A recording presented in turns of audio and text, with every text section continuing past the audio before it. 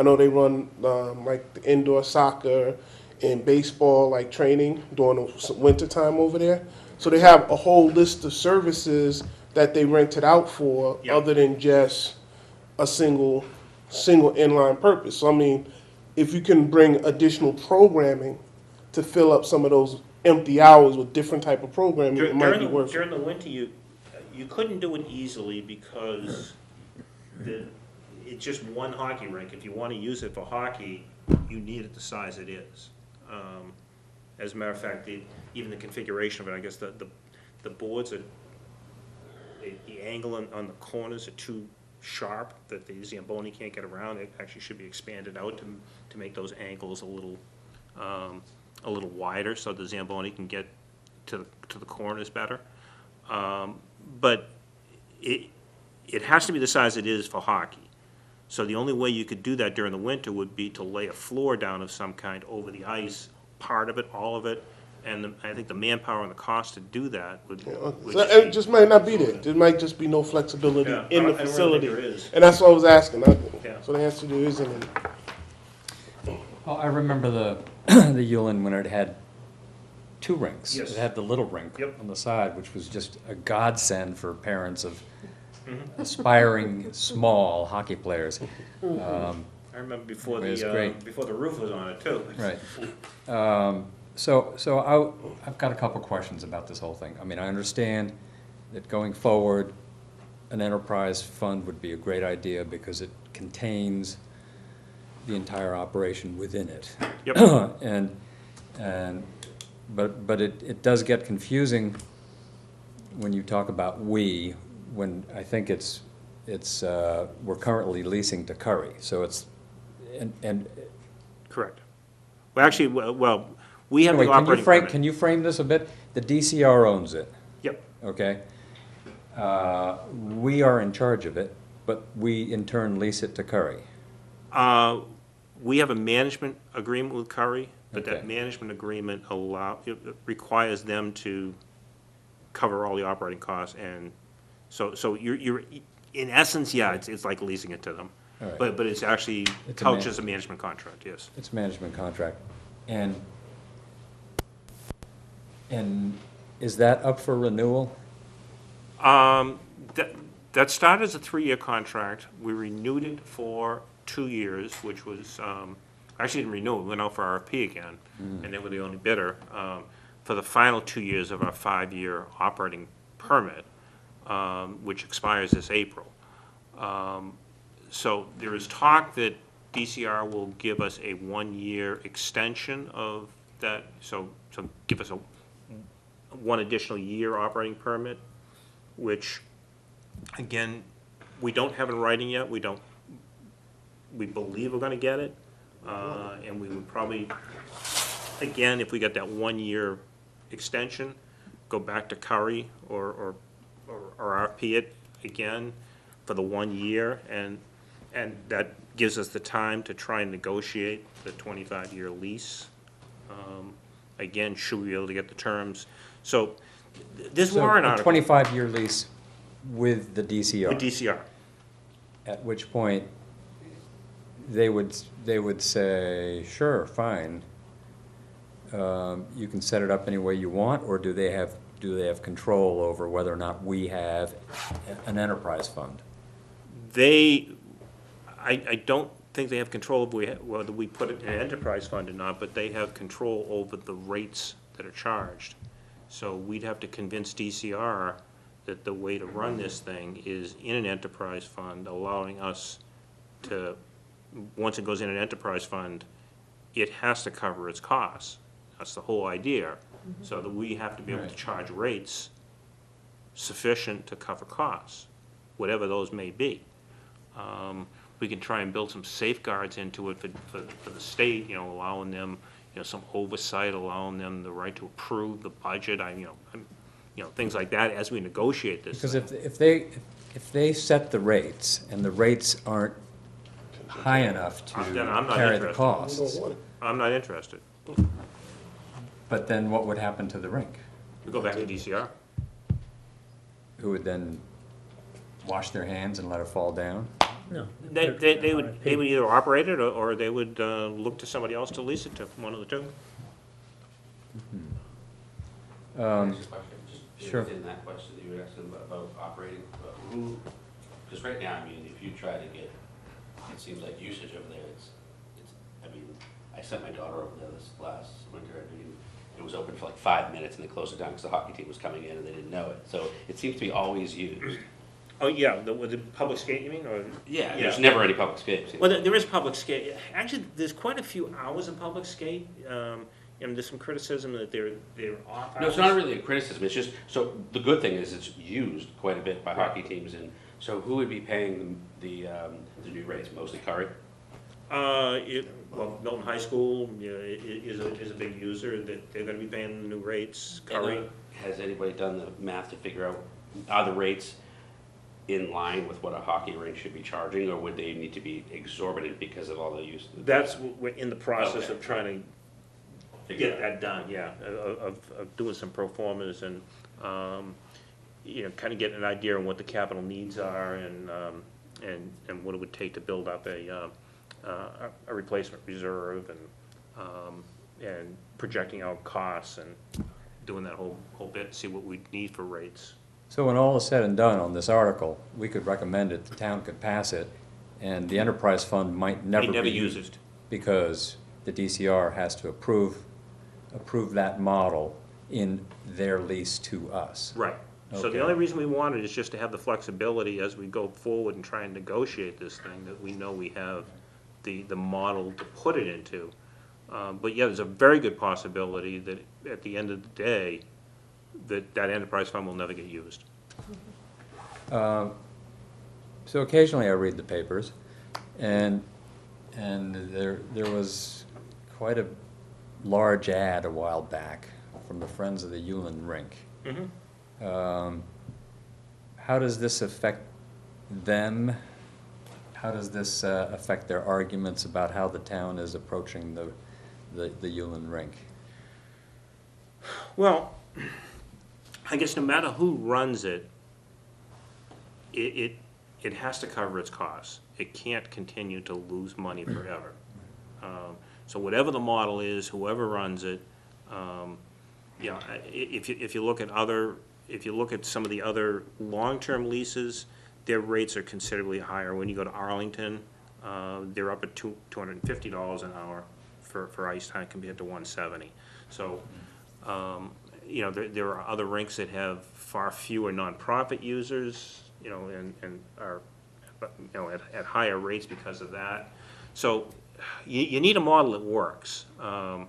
It doesn't do youth hockey any good to have low rates and have a rink that goes out of business, you know, or, Right. So overall, you know, overall, Milton Youth Hockey is very popular. It has a lot of children in the program, and, you know, it is a great program. They get first choice of ice time. You know, we have, you know, Curry and the town have a meeting with all the users at the beginning of the season, and basically, all that ice time virtually gets sold out right at the beginning of the season. So I think that's in June or July that meeting happens. And I just want to make one thing clear. Curry does charge themselves for the yes, use of the rink. yes, Because I know that was one of the concerns that some people have had, and I just wanted to air that. right, Because, you know, in the model, all the ice time that's being used by a hockey team, for instance, is being paid for. correct. Okay. So when Curry does its financial statements, it shows us the financial statements. They show the amount of time that they use Yulin, and, you know, priced out at, you know, what their ice time costs, and that's up in the revenue number. They pay all the expenses anyways. Do they physically exchange checks? Probably not. But the financial statement, the revenue includes what Curry would have paid in rent. Right, right. I just wanted to make sure. And And the DCR looks at these numbers every year and says, well, you can't raise your rates, you just have to absorb this loss, operating loss? The way the 5-year operating permit, the language in it was that we had to use the rates that are in the Code of Mass Regulations. The CMR has set rates for municipal hockey rinks, the DCR rinks, and the operating agreement requires the town to use those rates. Those rates haven't been changed in many, many years. They did just go up by $25 Yeah. this past January. How many other rinks are in this boat? I mean, 2, 20? Any idea? I'm not sure how many are under the 5-year operating. Shea is, the one in Braintree. I don't know if that's Quincy or Braintree. Quincy, I Yeah. think. And this, Canton, this collapsed. Yeah. Canton is a long-term lease. The town of Canton is on a long-term lease with that one. It's gone. The 5-year permits, there's probably about a dozen of them around. And they're all charging the same rate, Yes, and they all have, different degrees of success, but Yeah. again, the model depends on, your share of nonprofit users, paying the smaller rate to, utilization. well, we could talk about this one endlessly, because everybody loved hockey and rinks. But basically, this could go through, never get used, or it could go through and turn out to be the salvation of the Ullin rink. Could be, right.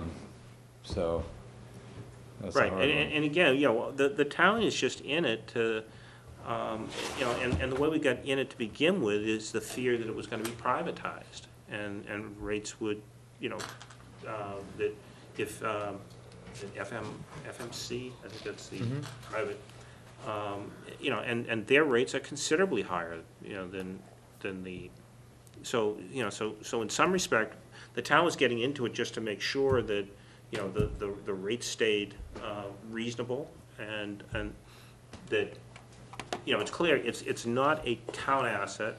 The state is very clear, it's not just for Milton residents, it's a state facility, and it's supposed to be run like a state facility for all users of the Commonwealth. We can't limit it to Milton people, and even on a 25-year lease, we can't.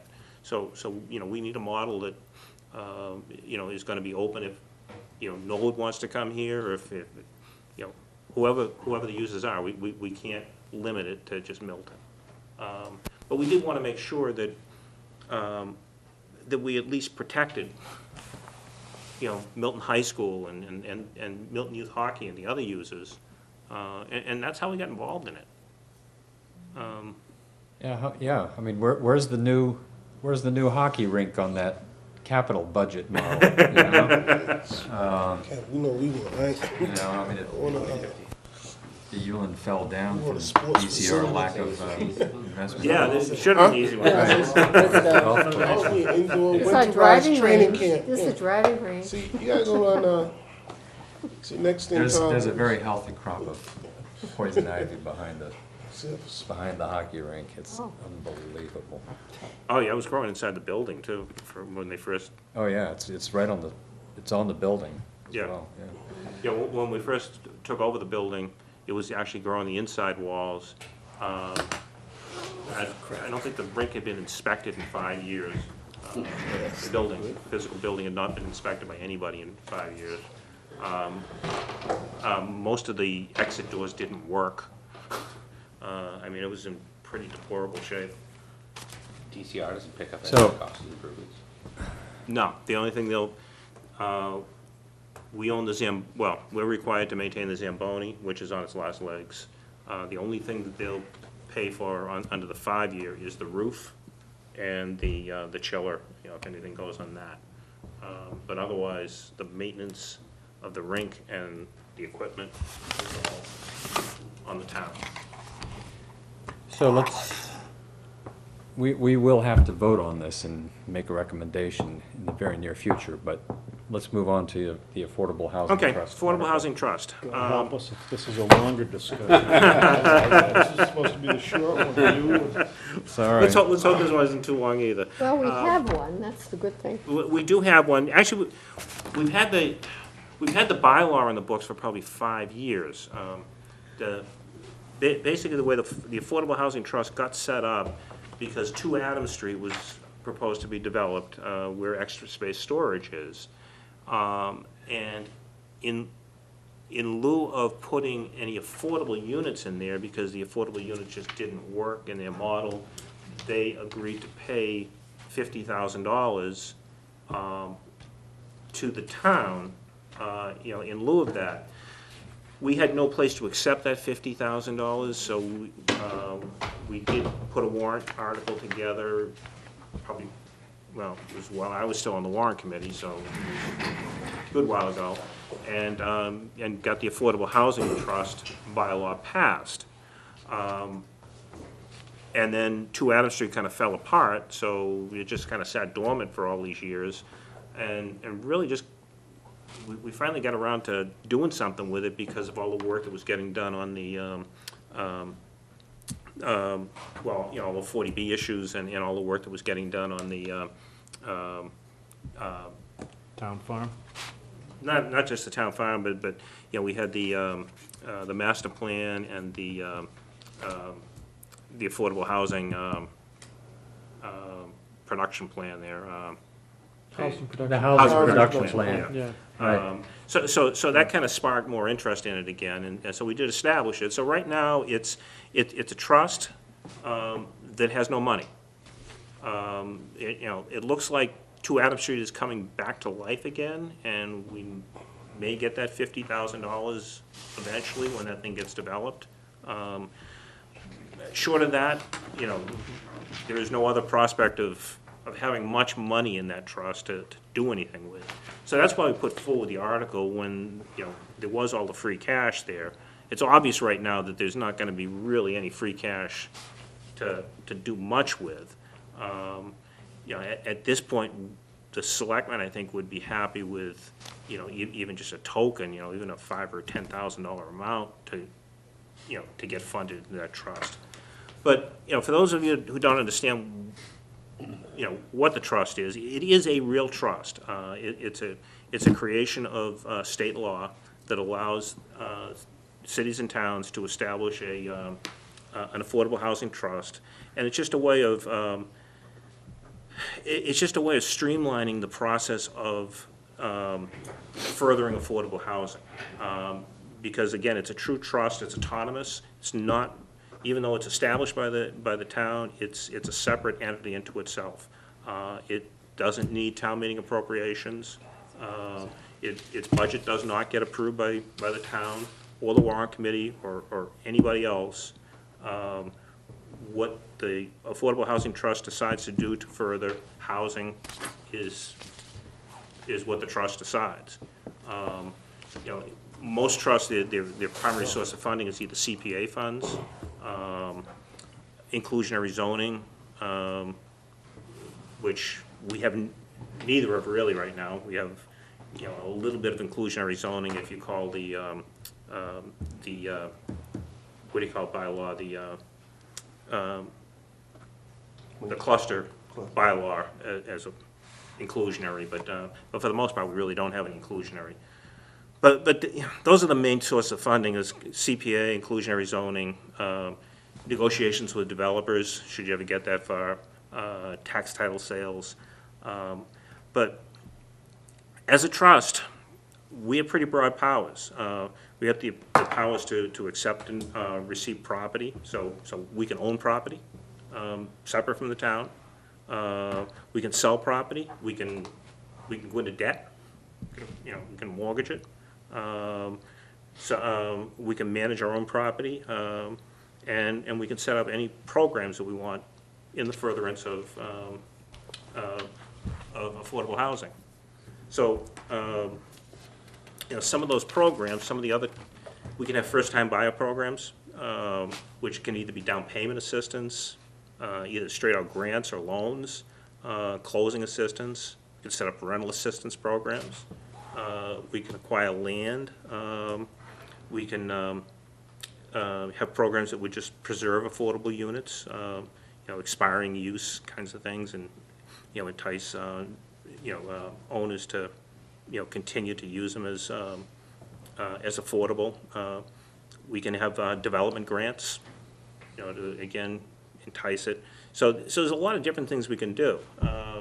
We can, again, we can hold our own property, should we want to, and lease it. And we're just getting established. We haven't figured out how we want to operate yet. We probably won't ever get to the point where we're going to own property or go into debt or any of that, but we do have the authority to do it. So that's in essence what the trust is. It's funny, the way some towns have set them up, the way we did our bylaw, we just used the Mass General Law, which is the broadest authority that you can have. The selectmen appoint the trustees, the original trustees. Those are 2-year terms. And from there, it's self-sustaining after that. We don't report back to the selectmen. So the only time we'd get involved with town meeting is if we're asking for an appropriation from the town. And that appropriation, town meeting can set limits on in terms of what you can do with the money and what it's for. But if we raise money ourselves, if we get CPA money, well, actually CPA money too, in order to get to the trust, would have to be approved by town meeting. But once it goes to the trust, then it's, it could be used for anything in the furtherance of affordable housing. Now, as a trust, we would want to work with the planning board. We'd want to work with the town planner, and, we're not going to work as an island into ourselves. And I don't see us as ever being really owning property and being a large entity. We're more or less going to be that catalyst that tries to get things moving. So if we have money, grant money or loan money, in ways that are compatible with, and probably loan money to keep it revolving. So, Tom, when you say we, Well, I'm a trustee, I so. wanted to say, you're a trustee, one of the trustees of the Affordable Housing Trust. Correct. And you're one of 3? There's 5 trustees, yes. 5 trustees? And they're appointed by They were appointed by the Board of Selectmen. the Board of Selectmen? Yeah, and it's a requirement that one of the selectmen be a trustee. Okay. And they have terms forever and ever, or? 2-year terms. 2-year terms. So you get together about once a year and go, wish we could do something, have no money. We've gotten together twice. We've got a third meeting set up. So we're going to continue to try and meet fairly regularly. I think I am going to meet actually tomorrow with the Executive Director of Social Habitat for Humanities, just to kind of discuss what kinds of things, I obviously know that Habitat builds homes, but they do other things as well, and, what kinds of things could the town of Milton and Habitat perhaps do together, and then get them into our next meeting and kind of, further that discussion a little bit. It's going to be hard to do much at all without any money, though, So I took a look at the housing production plan, because I could have sworn I had seen you mentioned in it, but you're not. They listed 8 agencies that might be helpful in terms of questions of Milton housing and affordable housing. Right. And the Affordable Housing Trust was not even listed there. on it, yeah. So what accounts for that oversight? Essentially, when that was being developed, the trust really hadn't, well, I'm not even sure if it was established. I don't know if any, I mean, it was established in the sense that we had the bylaw, but When were you appointed? it was pretty late. It was after the housing production plan was passed. Oh, Or at least okay. after it was well into, because we didn't have our first meeting, and that was relatively shortly after we were appointed. That first meeting, I think, was in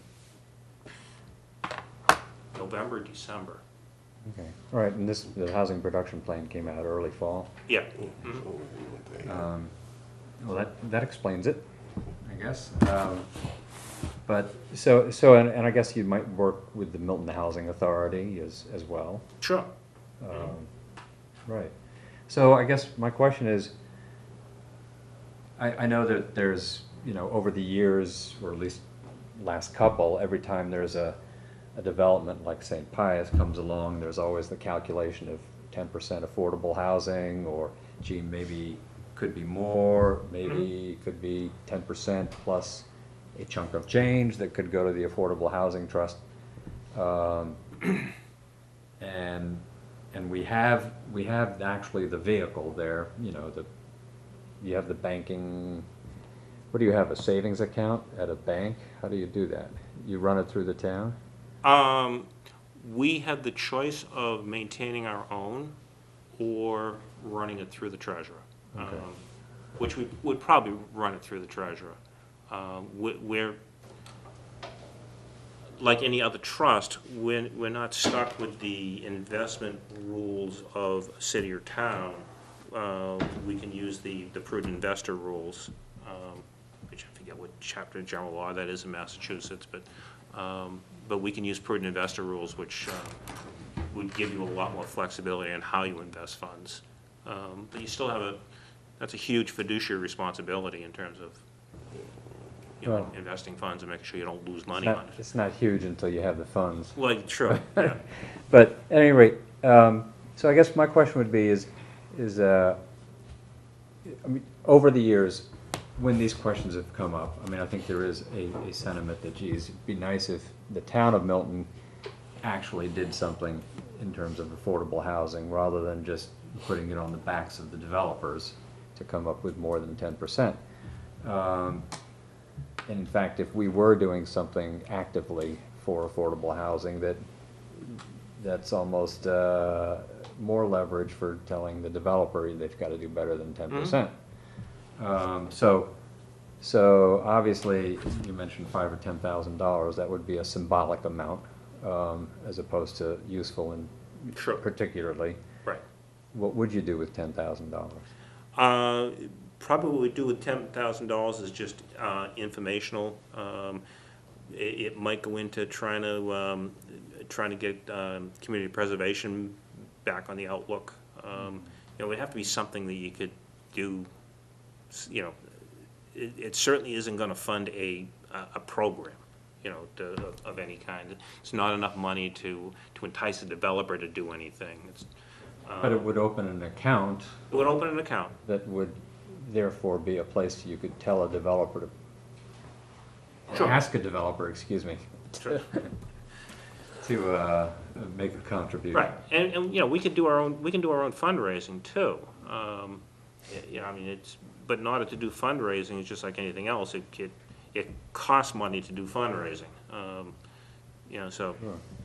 to So set up a who- website, to do the outreach and all that other stuff. So I guess my last question would be, who has oversight of affordable housing trusts? It's General's office? yes, because you are a trust. It absolutely would be the Attorney General's office. We're required to have audited financial statements every year. Okay, And we're required to abide by most of the same general laws that a municipality is, 30B, and all the property laws. and those statements are available through the Attorney General's website, presumably. On trusts, nonprofits, I'm not sure about trusts. But they would be public statements, though, because we're a The public public. entity. So, yeah, they would absolutely be public. We're So you have a lot of autonomy, but there is sufficient oversight. sure, Sure. Open meeting law, all the same ethics laws that everybody's required to abide by, so yeah, but the oversight is for the most part, and I think where we messed up a little bit, and we can always rein it in if we want to, is the way that our bylaw was set up was just to enact the legislation without any limitation. There could have been limitation on the enactment, but we just chose not to do it. I don't think it was by design. I think it just said, well, let's adopt the legislation, and we did. But then when you start looking at it, there are other towns that the selectmen have some additional controls because they wrote it into the bylaw. So if we're gonna do that going forward, it would be just a bylaw change to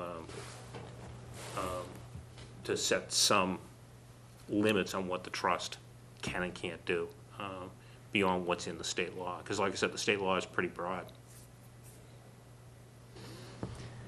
Well, we should certainly think about a symbolic amount of seed money or something, but don't know. We know all what's know there. it's a tough year, obviously. Right. Anyway, do we have any more questions for Tom on this article? Man, it was all about hockey, I guess. I guess, Sorry. Well, thanks so much for coming in, Tom. No problem. Really appreciate it. Okay. And we'll see you soon, I'm sure. Okay, and like I said, if you get me that debt schedule, then I'd be happy Yeah, to. this is I can send you a couple, but basically the integrated debt model from Lisa Dickinson. Yeah, That's very recent. yeah, that'd be fine, and it's got all the years of the debt going all the way out. Yep. Okay, that's Yep. perfect. And there's a Thank couple you. of things. Thanks, Tom. You're welcome. Okay, Thanks, so. Paul. Motion to adjourn. All in favor? Okay, terrific.